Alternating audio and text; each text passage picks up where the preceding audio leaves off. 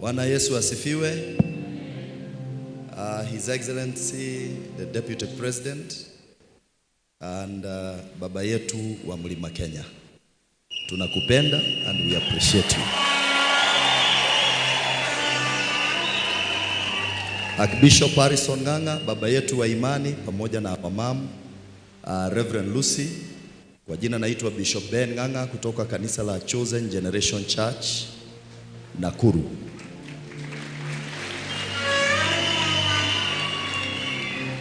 Yangu ni mafupi, maana nimepewa muda mfupi sana ya kuzungumzia mtumishi wa Bwana ambaye ni Bishop Ben, ambaye ni Bishop elect Ben Kamau. Na ningetaka niseme kwamba not only is Bishop Ben elect Kamau my covenant brother, lakini ni mtumishi ambaye ameweza kufanya kazi kubwa hapa Kenya. Tulijuana wakati pia alikuja kwa consecration yangu ya kuwa bishop. Kuna mambo matatu naweza zungumzia kuhusu Bishop Ben Kamau. Number one ni kwamba Bishop Ben is a compassionate man. Ni mtu ambaye anafanya mambo makubwa.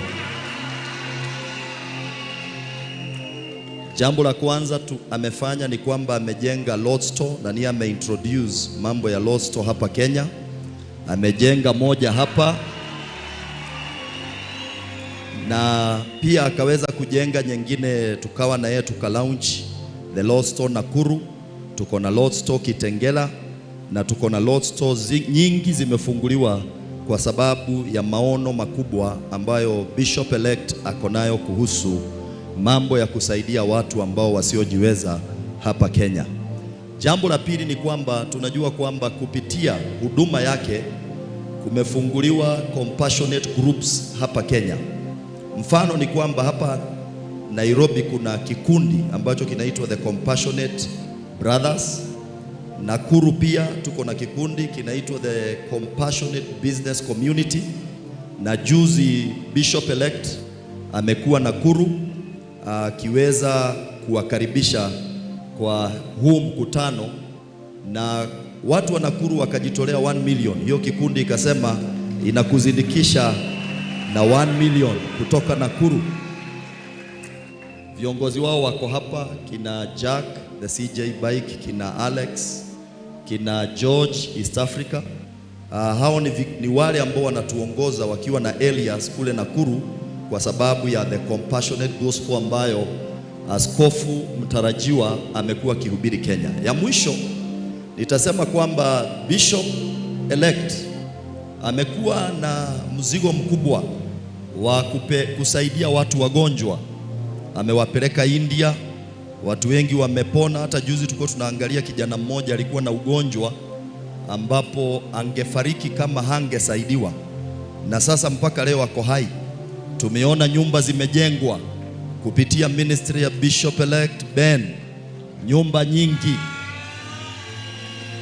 Tulikuwa tunajaribu kuhesabu, tunaona ni kama nyumba 80 zimejengwa kupitia huduma ambayo Bishop elect amekuwa nayo hapa Kenya. Si hapo tungepiga makofi? Ya mwisho ni kusema mhubiri huyu ni mhubiri ambaye anahubiri injili ya kweli. Nimekuwa na yeye hapa tukifanya kazi, sijaona akiuza maji, sijaona akiuza mafuta, sijaona akifanya biashara kwa madhabahu. Na kwa hivyo huyu mhubiri ambaye tunapewa leo ni mhubiri ambaye anafanya injili ya kweli hapa Kenya, na sisi kama maaskofu we recommend him. Sisi kama maaskofu tunasema you are fit to become a bishop, maana matendo yako imetuonyesha you are a humble man, you are a compassionate man, na injili unahubiri ambayo ni injili ambayo ni ya kweli. Hakuna mtu unachukua, haudharau watu kulingana na kiwango chao cha maisha.